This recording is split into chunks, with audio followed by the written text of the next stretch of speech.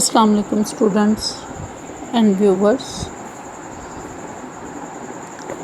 Yanikat Aslam, Assistant Professor in History, Government Degree College for Women, Satellite Town Bahawalpur.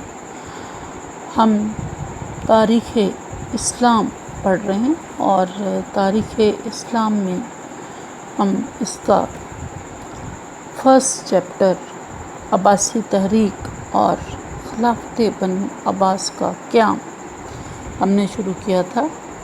इसमें हम इसका first question पढ़ रहे थे, यानी अब्बासी तहरीक का इर्तका। इस इर्तकाई मरहले में हम इसका थोड़ा सा रिपीट करते हैं पहले दो लेक्चर को, चूँकि इसके इर्तका के पहले दो लेक्चर हो चुके हैं तो उसको फिर से थोड़ा सा रिपीट करते हैं, रिमेंबर करते हैं कि हमने पहले क्या पढ़ा था। तो हम अब्बासी तहरीक का इर्तका पढ़ रहे थे। उसमें सबसे पहले हमने इसके पस मंज़र को समझा था और पस मंज़र को समझने के लिए हमने हाशमी और उमवी ख़ानदानों के ताल्लुकात का जायज़ा लिया था। फिर उमवी और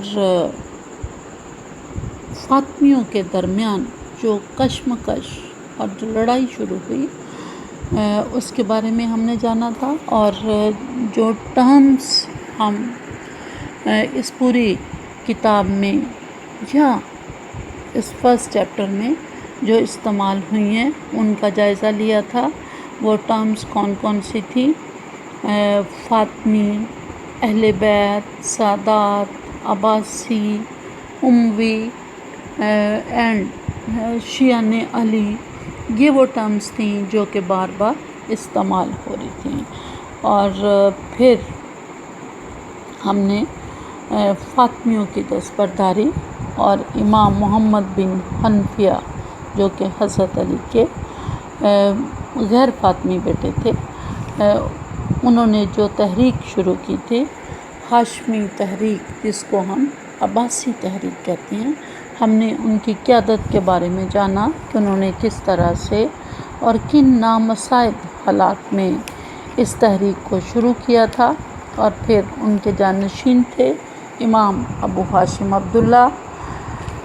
इनके बाद हमने अब्बासी, जिनके नाम से ये खिलाफत मंजूम है, उनके बारे में जाना था कि अब्बासी कौन थे, उनका ओरिजिन क्या था। वो हज़रत अब्बास की औलाद थे और हज़रत अब्बास की औलाद में से उनके बेटे अब्दुल्ला बिन अब्बास ने शोहरत दुआम हासिल की थी। और ये अब्बासी जिन्होंने खिलाफत अब्बासिया कायम की, बुनियादी तौर पर हज़रत अब्दुल्ला बिन अब्बास की औलाद में से थे। उनके बेटे अली बिन अब्दुल्ला की नस्ल से ताल्लुक़ रखते थे। अली बिन अब्दुल्ला मदीना से हमीमा मुंतकिल हो गए थे, और हमीमा में जब उन्होंने क़याम किया तो ये बनु उमैया का चूँकि ज़माना था, वलीद बिन अब्दुल मलिक के दौर में उमवी और अब्बासी कशमकश का आगाज़ हुआ।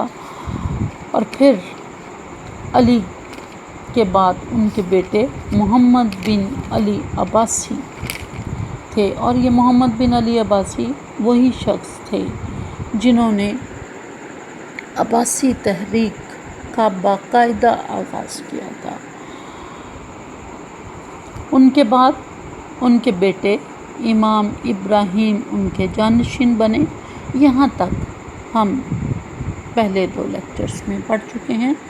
आज हमने जैसे कि दूसरे लेक्चर के एंड में एक शख्सियत का तारुफ पेश किया था, अब जानेंगे कि इमाम इब्राहीम को कौन सी ऐसी शख्सियत मिली जिसने इस तहरीक की काया पलट दी, और वो इनकलाब जो बहुत दूर खड़ा था वो इसे करीब तर ले आया। ये शख्सियत अबू मुस्लिम खरासानी की थी, जिसने अब्बासी तहरीक में शमूलियत अख्तियार की और अब्बासी तहरीक को कामयाबी से हमकिनार किया। पहले हम अबू मुस्लिम خراسانی کے بارے میں جانتے ہیں کہ وہ کون تھا اور کس طرح عباسی تحریک میں وہ شامل ہوا، اور پھر اس نے کیا کیا اقدامات کیے کہ محض چند سالوں میں ہی جو کام پچھلے 60-70 برس میں نہیں ہو سکا تھا وہ کام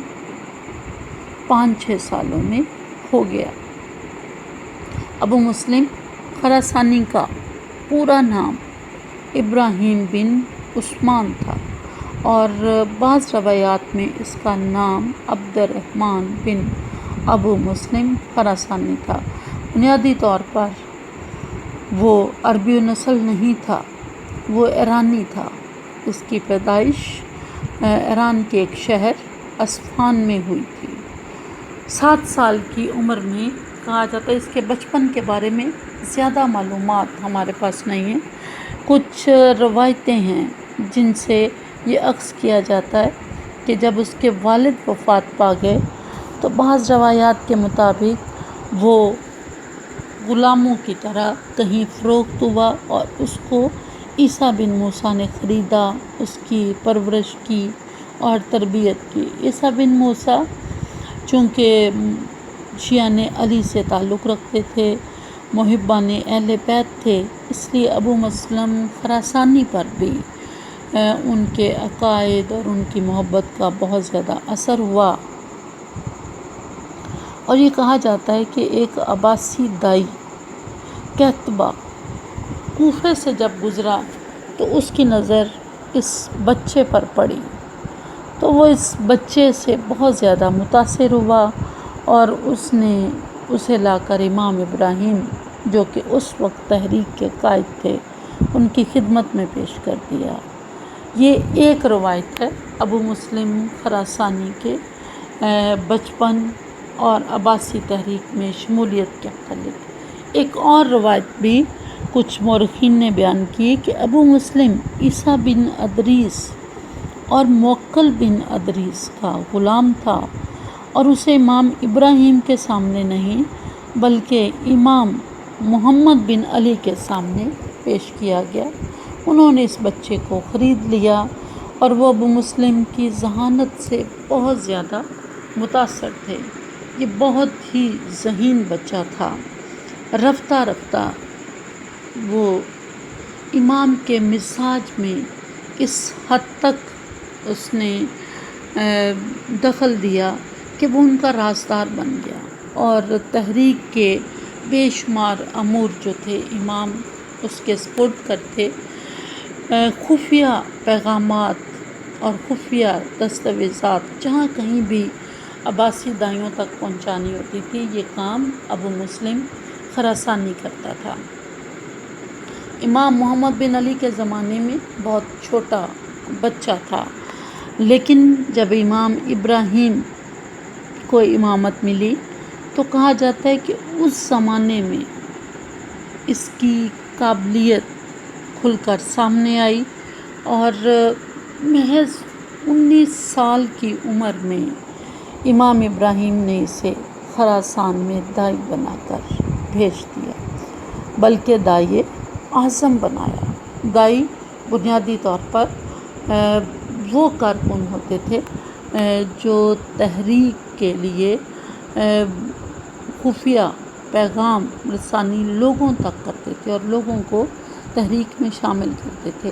ہر دائی، ہر علاقے کے دائیوں کے اوپر دائی اعظم ہوتے تھے، یعنی جیسے ایک شہر ہے تو اس شہر کے اگر 100 دائی ہوں گے تو ان کے اوپر ایک ان کا لیڈر ہوگا۔ تو خراسان جیسے شہر میں جہاں کے تحریک بہت زیادہ پنپ رہی تھی وہاں اس شخص کو دائی اعظم بنا کر بھیجا گیا، اور خود اپنے ہاتھ سے کہا جاتا ہے کہ امام ابراہیم نے اسے عباسی علم جس کا نام صحاب تھا اسے عطا کیا۔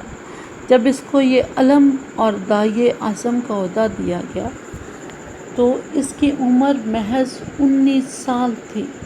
19 سال کی عمر میں وہ اس قابل ہو گیا کہ دائی سے آگے بڑھ کر دائی اعظم بن گیا۔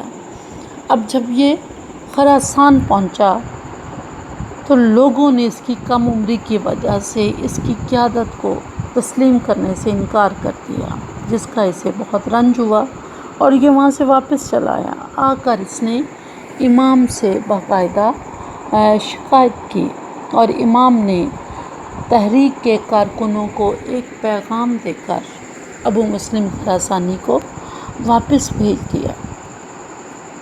جب یہ دوبارہ خراسان گیا تو اس نے تمام عباسی نقیب جمع کیے اور ان کی ایک کونسل بنائی۔ نقیب بھی ایک عہدہ تھا دائی کی طرح، جو کہ دائی سے بڑا عہدہ تھا، اور ہر شہر میں مرکزی طور پر 12 نقیب ہوتے تھے، لیکن ہر شہر کے اپنے نقیب بھی تھے۔ تو خراسان میں جتنے بھی نقیب تھے اس نے سب کو جمع کر کے باقاعدہ ان کی ایک کونسل تشکیل دی اور نقیبوں پر بھی ایک رکن اعلیٰ سلیمان بن کثیر کو مقرر کیا اور حکم دیا کہ خراسان کے چاروں طرف دائی پھیل جائیں اور لوگوں کو زیادہ سے زیادہ اس تحریک میں شامل کریں۔ کہا جاتا ہے کہ صرف 3 سال کے عرصے میں ابو مسلم خراسانی خراسان میں اس قابل ہو گیا کہ وہ علانیہ عباسی تحریک کا آغاز کریں۔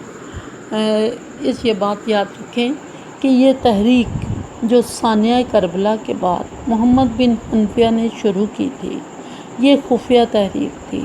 یہ کبھی بھی علانیہ تحریک کا رخ اس نے اختیار نہیں کیا، گو کہ اموی خلفاء کو ہمیشہ یہ شک ہوتا رہا کہ بنو ہاشم ان کے خلاف کسی نہ کسی سرگرمی میں ملوث ہیں، لیکن وہ کبھی یہ جان نہ پائے کہ وہ کون سی تحریک چلا رہے ہیں۔ گرفتاریاں بھی ہوتی تھیں، سزائیں بھی ہوتیں، لیکن یہ تحریک خفیہ طور پر ہی آگے بڑھتی رہی۔ ابو مسلم خراسانی جب خراسان گیا تو اس نے جہاں لوگوں کو، دائیوں کو یہ ٹاسک دیا کہ وہ زیادہ سے زیادہ لوگوں کو اس تحریک میں شامل کریں، وہاں اس نے عملی قدم بھی اٹھایا۔ اگر ابو مسلم خراسانی بھی دوسرے لوگوں کی طرح محض تحریک میں لوگ بھرتی کرتا رہتا تو شاید یہ تحریک اور بھی 100 سال تک کامیاب نہ ہو سکتی۔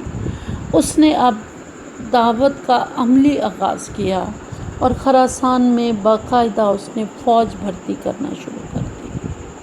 کہا جاتا ہے کہ اس نے 1 لاکھ کی فوج جب جمع کر لی، ظاہر ہے کہ لڑائی لڑنے کے لیے کارکن کام نہیں آتے بلکہ فوج کی ضرورت ہوتی ہے، تو 1 لاکھ کی فوج اب اس قابل تھی کہ وہ تحریک جو کئی برسوں سے خفیہ چل رہی ہے، اب اس کو بنو امیہ کے خلاف علانیہ شروع کیا جائے۔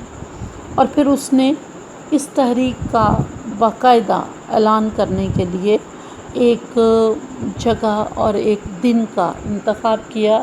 سب سے پہلے اس نے سیاہ لباس پہنا، اور یہ بات بھی یاد رکھیں کہ بنو عباس کا جو سرکاری رنگ تھا وہ سیاہ تھا، ان کا جھنڈا بھی سیاہ ہوتا تھا اور خلفۂ بنو عباس بھی سیاہ رنگ استعمال کرتے تھے۔ ابو مسلم نے سیاہ لباس پہنا۔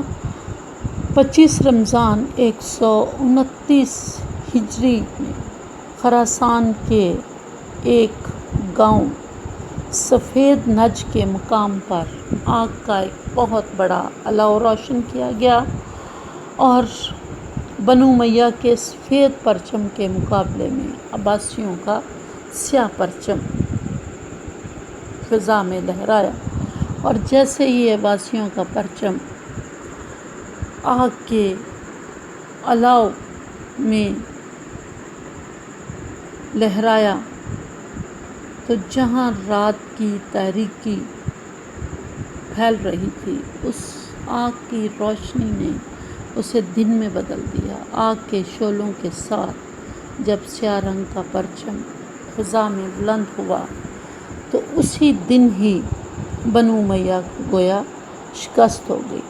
ان لوگوں کا جوش و جذبہ ولولہ قابل دید تھا اور بنو امیہ کی تھکی ہاری حکومت کے لیے اب اس کا مقابلہ کرنا بہت ہی مشکل تھا۔ عباسیوں کے دو علم تھے، ایک علم کا نام ذل تھا اور دوسرے کا صحاب۔ ابو مسلم خراسانی نے اس موقع پر دونوں علم لہرائے اور امام ابراہیم نے اس کارنامے کے بدلے میں ابو مسلم خراسانی کو امیر اہل بیت رسول کا لقب دیا اور یوں علانیہ دعوت کا آغاز ابو مسلم خراسانی کے اس قدم سے ہوا۔ اب جب علانیہ دعوت کا آغاز ہو گیا تو گویا بغاوت کا آغاز اور جنگ کا آغاز ہو چکا تھا۔ اب جب بھی بغاوت ہوتی ہے تو دو ہی راستے ہوتے ہیں حکومت کے پاس کہ وہ یا تو جنگ کرے یا پھر سرنڈر کر دے، اور کوئی تیسرا راستہ کسی بھی حکمران اور حکومت کے پاس نہیں ہوتا۔ اب جب بغاوت ہو گئی تو یا بنو امیہ نے ان پر حملہ کرنا تھا یا انہوں نے بنو امیہ پر حملہ کرنا تھا، لیکن ابو مسلم خراسانی کے حوصلے اور ولولے اتنے بلند تھے کہ اس نے بنو امیہ کے خلاف خروج کی ابتدا کر دی۔ یعنی وہ کام جو بنو امیہ نے کرنا تھا وہ خود ابو مسلم خراسانی نے کیا۔ تحریک اب آہستہ آہستہ منزل کی طرف بڑھ رہی تھی۔ ایک طرف عباسی علانیہ خروج کی ابتدا کر چکے تھے اور دوسری طرف بنو امیہ کے حالات بہت ہی برے تھے۔ بنو امیہ ہشام بن عبد الملک کے بعد جیسا کہ آپ جانتے ہیں زوال کا شکار ہو گئے۔ صرف 3 سال کے عرصے میں 4 خلیفہ آئے اور قتل ہو گئے۔ ان کے قتل سے بنو امیہ کا باقی ماندہ وقار بھی خاک میں مل گیا۔ بنو امیہ کے آخری حکمران مروان ثانی نے گو کہ وہ ہمت اور حوصلے میں کم نہیں تھا، لیکن ایک طرف عباسیوں کی تازہ دم ولولے اور حوصلے سے بھرپور فوج اور دوسری طرف ایک تھکا ہارا بوڑھا شخص جو کہ ہر طرف سے مشکلات میں گھرا ہوا تھا، اس نے پوری کوشش کی کہ حوصلہ مندی کے ساتھ ان تمام حالات کا مقابلہ کرے۔ مروان ثانی کے بارے میں ہم نے فرسٹ ایئر اور تھرڈ ایئر میں پڑھا تھا کہ وہ بنو امیہ کا آخری بادشاہ تھا اور تھا تو عبد الملک کی نسل سے ہی، لیکن وہ عبد الملک کے بیٹے محمد کی نسل سے تھا۔ اس نے جب اسے حکومت ملی تو اس کی عمر بھی بہت زیادہ تھی، بوڑھا ہو چکا تھا، لہٰذا اپنے تمام تر حوصلوں کے باوجود اس نے کوشش کی کہ وہ جیسے بھی ممکن ہو حالات کا مقابلہ کرے، لیکن اس کے مد مقابل مخالف بہت زیادہ تھے۔ ایک طرف خوارج تھے، شیعہ علی تھے، موالی تھے اور دیگر گروہ بھی، بربری، یہ سب گروہ یک کے بعد دیگرے بنو امیہ کو اپنے ساتھ الجھائے رکھتے۔ اور جب خراسان میں ابو مسلم خراسانی آگے بڑھ کر حملے کر رہا تھا، جنگ کی تیاری کر رہا تھا، تو مروان ثانی خوارج کے خلاف لڑنے میں مصروف تھا، اور ایک طرف وہ خوارج کے خلاف لڑ رہا تھا اور دوسری طرف عرب خود ایک دوسرے کے خلاف لڑ رہے تھے۔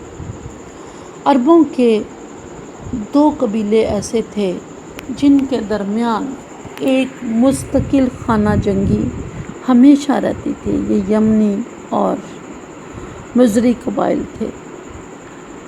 یہ جہاں کہیں بھی آباد ہوتے، اگر یہ صرف سن لیتے کہ فلاں علاقے میں لڑائی ہو رہی ہے تو ان کے درمیان دشمنی اس حد تک تھی کہ دوسرے شہر میں صرف یہ خبر سن کر ہی لڑائی شروع ہو جاتی اور کسی کو یہ معلوم نہ ہوتا کہ وہاں وہ دونوں کیوں لڑ رہے ہیں۔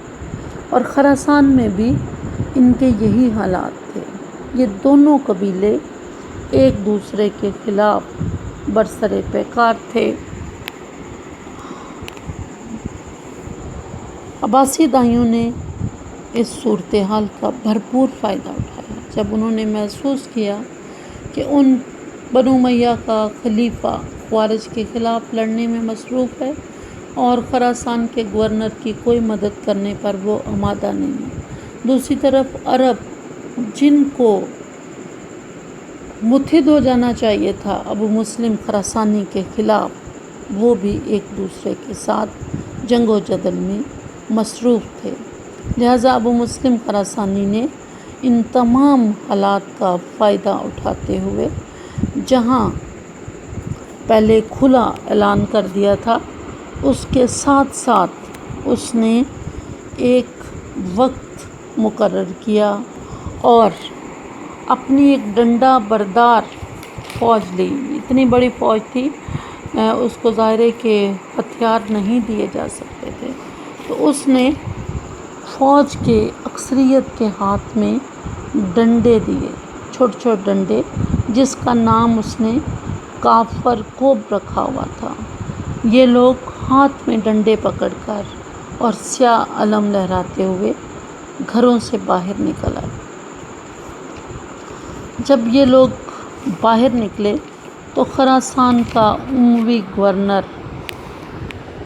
نصر بن سیار بڑا ہی قابل شخص تھا، لیکن وہ بھی عرب تھا اور عربوں کے قبائلی تعصب کا اپنی تمام تر قابلیت کے باوجود شکار ہو گیا۔ وہ اس کا تعلق عربوں کے یمنی قبیلہ سے مزری سے تھا اور وہ یمنی قبیلہ سے عناد رکھتا تھا۔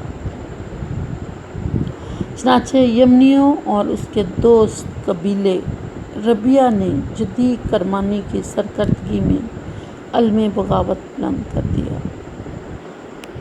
عربوں کی یہ خانہ جنگی ان کے قومی مفاد میں تو نہیں تھی، لیکن وہ اس خانہ جنگی سے تائب ہونے کو بھی تیار نہیں تھے، لہٰذا ابو مسلم خراسانی نے یہاں بھی سازش اور مکر و فریب سے کام لیا اور اس خانہ جنگی کو اور بھی بھڑکایا، یہاں تک کہ اس نے جدی کرمانی کی حمایت کا اعلان کر دیا اور پھر اس نے جدی کرمانی کو قتل کروا دیا اور اس قتل کی ذمہ داری دوسرے قبیلے پر ڈال دی، اور اس کا بیٹا اپنے باپ کا بدلہ لینے کے لیے اس نے ابو مسلم خراسانی کے ساتھ اتحاد کر لیا۔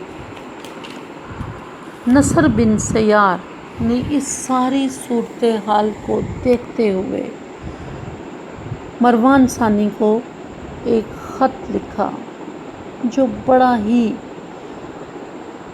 منظوم قسم کا خط تھا۔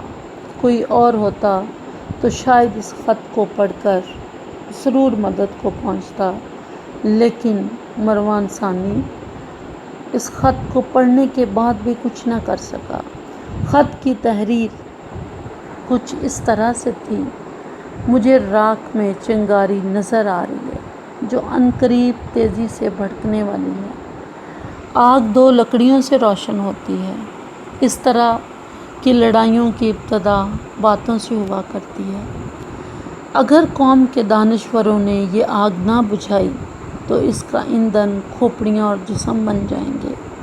اگر اس کا خاتمہ نہ کرو گے تو ایسی جنگ شروع ہوگی جس کے مصائب سے نوجوان بوڑھے ہو جائیں گے، حیرت کے ساتھ میں کہہ اٹھتا ہوں کہ اگر میری قوم سو رہی ہے تو اس سے کہہ دو کہ بیدار ہو جائے، کیونکہ اب کھڑے ہونے کا وقت آ گیا۔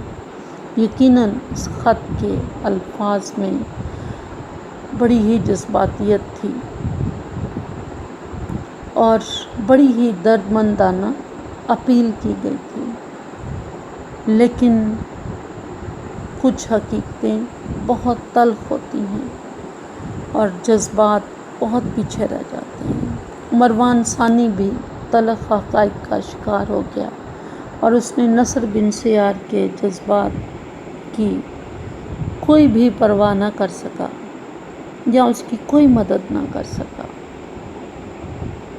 اور بالآخر ابو مسلم خراسانی اور نصر بن سیار کے درمیان جنگ ہوئی، اور اس جنگ کا نتیجہ یہی نکل سکتا تھا کہ نصر بن سیار، جس کی اپنی قوم بھی اس کے ساتھ نہیں تھی، اس کو شکست ہوئی اور وہ میدان جنگ سے بھاگ نکلا۔ رے اور ہمدان کے درمیانی مقام سادہ میں وہ بیماری کی وجہ سے وفات پا گیا۔ نصر کی شکست اور خراسان پر قبضہ، یہ وہ آغاز تھا جہاں عباسیوں نے اس خلافت کے قیام کے لیے شروع کیا۔ ابو مسلم خراسانی نے پورے خراسان پر قبضہ کر لیا اور وہاں جو عرب اکابرین تھے ان میں سے اکثریت کو قتل کروا دیا۔ وہ عربوں کو سخت ناپسند کرتے تھے، حالانکہ بنو عباس خود عرب تھے، لیکن اس پوری تحریک میں عربوں نے بنو عباس کا ساتھ نہیں دیا تھا، بلکہ عرب تمام کے تمام بنو امیہ کے ساتھ تھے، اور یہاں ساتھ دینے والے ایرانی تھے۔ اب اس کو ہم تفصیل کے ساتھ آگے پڑھیں گے کہ آخر عباسی تحریک میں ایرانی ہی کیوں شامل تھے، اور بنو عباس عرب ہوتے ہوئے بھی عربوں سے کیوں نفرت کرتے تھے، اور کیوں وہ عربوں کو قتل کرنا چاہتے تھے۔ اس کی تفصیل ہم جب کامیابی کے اسباب پڑھیں گے تو پھر اس کی تفصیل میں جائیں گے۔ ابھی ہم اپنے موضوع پر واپس آتے ہیں۔ جب خراسان پر قبضہ ہو گیا تو ابھی تک بنو امیہ کو یہ معلوم نہیں تھا کہ ابو مسلم خراسانی جو کچھ کر رہا ہے اس کے پیچھے کون ہے۔ وہ یہی سمجھ رہے تھے کہ ابو مسلم خراسانی جو کچھ کر رہا ہے اور خراسان پر جو اس نے قبضہ کیا ہے یہ کو اس کی ذاتی کاوش ہے۔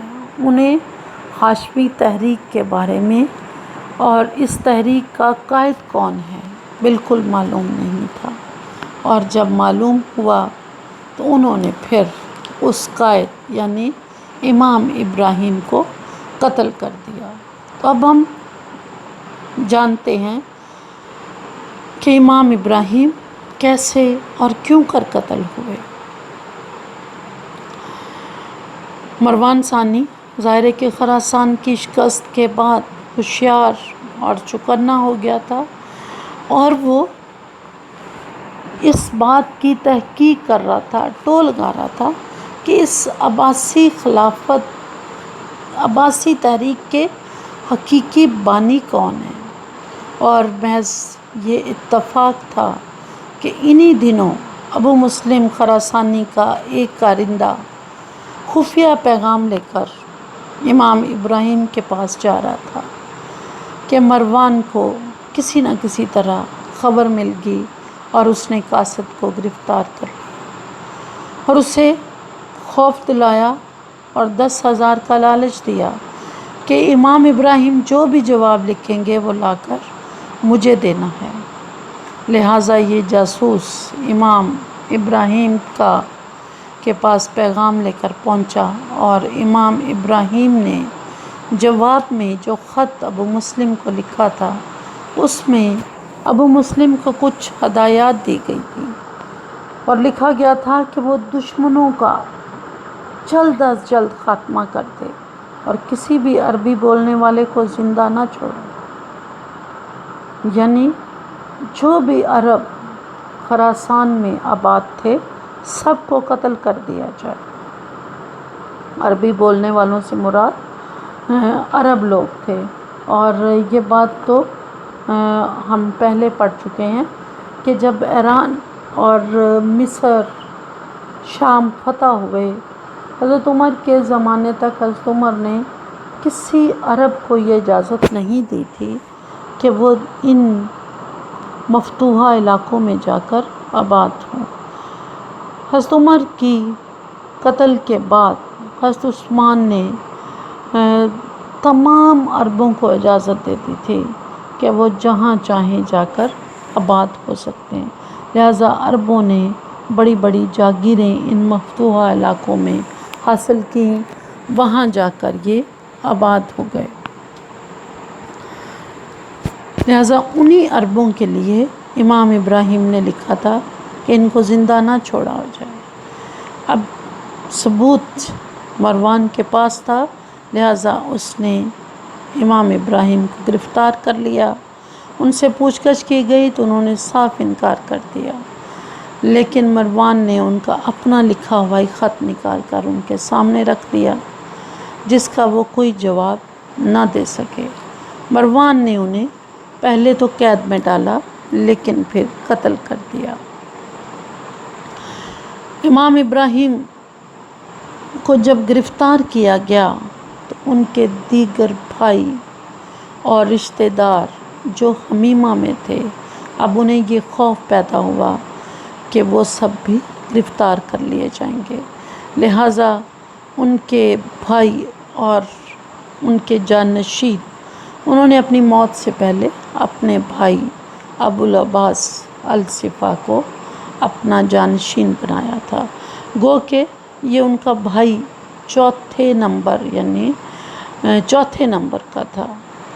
اس سے بڑے دو بھائی اور بھی تھے، لیکن امام ابراہیم نے اپنے دو بھائیوں کو چھوڑ کر تیسرے بھائی کو اپنا جانشین بنایا، اور ان لوگوں نے راتوں رات ابو العباس الصفا اور ان کے بڑے بھائی ابو جعفر منصور حمیمہ چھوڑ کر یہ کوفہ آ گئے، جہاں ان کے حامی اور مددگار پہلے سے ہی موجود تھے۔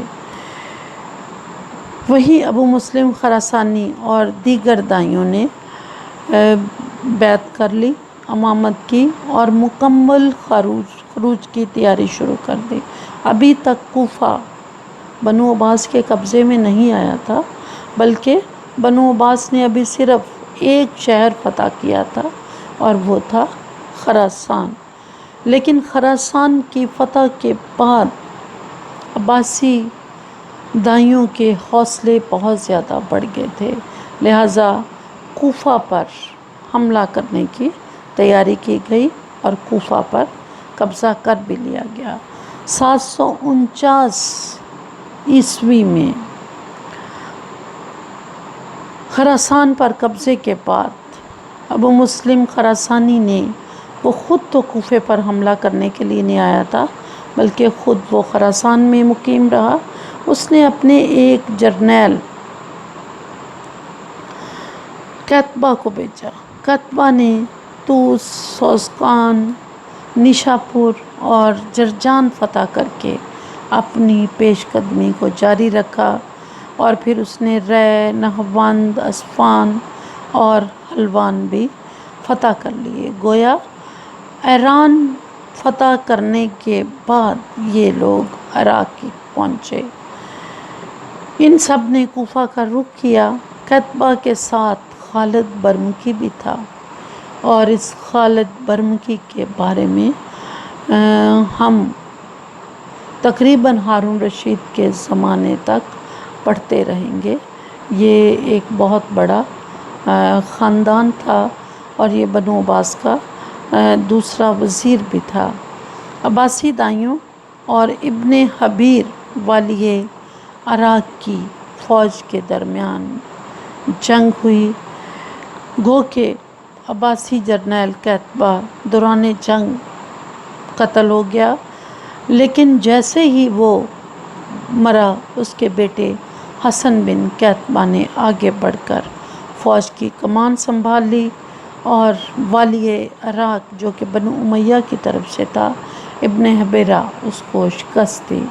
ابن حبیرہ پسپا ہو کر بھاگ کر واسطہ چلا گیا اور عباسیوں نے کوفہ پر قبضے کے بعد 132 ہجری میں باقاعدہ اپنی خلافت کا اعلان کر دیا۔ کہا جاتا ہے کہ بروز جمعہ 12 ربیع الاول 132 ہجری اور 749 عیسوی کو بنو عباس کے پہلے خلیفہ ابو العباس الصفاکی عباسی خلیفہ کی حیثیت سے کوفہ کی جامع مسجد میں بیعت ہوئی۔ اب اس بیعت کے بعد سچویشن بالکل ویسی ہی تھی۔ اگر ہم تاریخ میں تھوڑا سا پیچھے جائیں تو اسلامی سلطنت کی جو سچویشن تھی وہ حضرت علی کے زمانے میں حضرت رضی اللہ عنہ جب خلیفہ بنے اور امیر معاویہ نے ان کی خلافت کو تسلیم کرنے سے انکار کیا تو خلافت 2 حصوں میں تقسیم ہو گئی۔ حجاز، عراق، ایران یہ حضرت علی کے پاس تھے، دوسری طرف شام اور اس سے ملحق علاقے امیر معاویہ کے پاس تھے۔ سچویشن پھر اسی طرح اس وقت بنی جب ثانیہ کربلا کے بعد عبداللہ بن زبیر نے حملہ کیا، عبداللہ بن زبیر نے خلافت سنبھالی، تو بالکل وہی سچویشن تھی جو حضرت علی کے زمانے میں تھی کہ عراق، حجاز، ایران یہ عبداللہ بن زبیر کے پاس تھے اور وہ علاقے جو اس وقت امیر معاویہ کے پاس تھے وہی علاقے مروان اور عبد الملک کے پاس تھے۔ یہ لڑائی اس وقت جب الصفا نے بیعت کی تو صورتحال بالکل ویسی ہی تھی۔ وہ علاقے جو اس سے پہلے حضرت علی اور حضرت عثمان کے پاس تھے وہ اب عباسیوں کے پاس حضرت عبداللہ بن زبیر کے پاس تھے، وہی علاقے اب بنو عباس کے پاس تھے، اور جو علاقے پہلے امیر معاویہ اور عبد الملک کے پاس تھے وہی علاقے اب مروان ثانی کے پاس تھے۔ اب سلطنت دونوں طرف آدھی آدھی تھی۔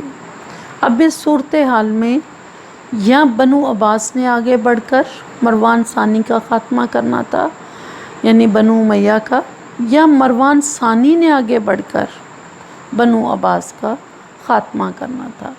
دونوں کے مابین جنگ ناگزیر تھی اور پھر 132 ہجری میں معرکہ ضاب ہوا اور اموی حکومت کا خاتمہ ہو گیا۔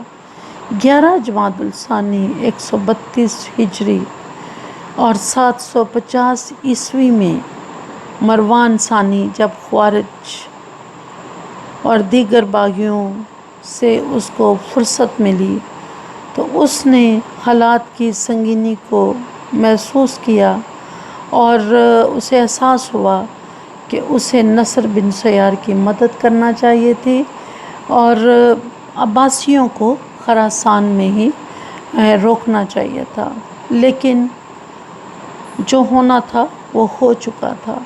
اب وہ 1,20,000 کا لشکر لے کر بنو عباس کے خلاف جنگ کے لیے نکلا دریائے ضاب کے کنارے، اور دوسری طرف بنو عباس کا سپہ سالار عبداللہ بن علی کی سرکردگی میں عباسی افواج آگے بڑھی۔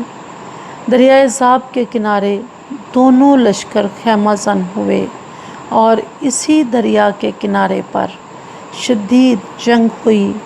مروان ثانی نے بڑی بہادری اور دلیری سے مقابلہ کیا۔ 1,20,000 کی فوج بہت بڑی فوج ہوتی ہے، لیکن حالانکہ ان کے مقابلے میں عباسیوں کی فوج بہت ہی کم تھی، لیکن عباسیوں کے اندر جو جذبہ تھا، جو جوش تھا، جو ولولہ تھا، یہ ایک جنگ جیتنے کا، جنگیں تعداد سے اور اسلحے سے بعض اوقات نہیں جیتی جاتی، گو کہ اسلحہ اور تعداد کو بھی ہم مائنس نہیں کر سکتے، لیکن جنگ حوصلے سے جیتی اور لڑی جاتی ہے۔ جنگ لڑنے کے لیے جو حوصلہ درکار ہوتا ہے اور جو فتح کا یقین ہوتا ہے، وہی فری کیمپ میں سے کسی ایک کو کامیاب کرتا ہے۔ مروان ثانی اتنی بڑی فوج کے باوجود بھی شاید فتح کے یقین کے ساتھ نہیں آیا تھا، اس لیے وہ جنگ ہار گیا اور عباسی جیت گئے۔ مروان ثانی ہارنے کے بعد میدان جنگ سے فرار ہو گیا۔ اس فرار کے دوران مصر کے ایک گاؤں بصیر میں جب وہ چھپا ہوا تھا تو اسے قتل کر کے اس کا سر کاٹ کر ابوالعباس الصفا کے پاس بھیج دیا گیا۔ مروان ثانی کے قتل کے ساتھ ہی خلافت بنو امیہ کا خاتمہ ہو گیا اور ایک نئی اسلامی خلافت قائم ہوئی جسے بنو عباس کہا جاتا ہے۔ عباسی خلافت کا قیام ابوالعباس عبداللہ الصفا کی تخت نشینی سے ہی ہو چکا تھا، لیکن مروان ثانی کے قتل سے جو آخری رکاوٹ تھی وہ بھی دور ہو گئی اور باقاعدہ عباسی خلافت کا قیام عمل میں آیا۔ ابوالعباس الصفا کی بیعت ہوئی اور کوفہ کو ہی عباسیوں نے اپنا نیا دارالحکومت قرار دیا۔ 750 ہجری میں دنیا اسلام کے خلیفہ کی حیثیت سے ابوالعباس الصفا کی باقاعدہ بیعت ہوئی اور عباسی خلافت کا قیام عمل میں آیا اور یہ خلافت دنیا تاریخ میں طویل ترین قائم رہنے والی حکومت ہے۔ یہ تقریباً 500 سال تک قائم رہی۔ اس طرح آج ہم نے عباسی تحریک کا ارتقا مکمل کیا۔ اگلے لیکچر میں ہم عباسی تحریک کی کامیابی کے اسباب پڑھیں گے کہ وہ کون سے اسباب تھے کہ خاندان ہاشم میں سے، بلکہ یوں کہا جائے کہ اہل بیت یا فاطمی اور علوی اپنی تمام تر جد و جہد کے باوجود کامیاب نہ ہو سکے اور عباسیوں نے اس کو ممکن کر دکھایا۔ آخر وہ کون سی وجوہات تھیں جن کی وجہ سے یہ کامیابی عمل میں آئی، اور پھر ہم اس کامیابی کے نتائج اور اثرات کا بھی جائزہ لیں گے۔ شکریہ۔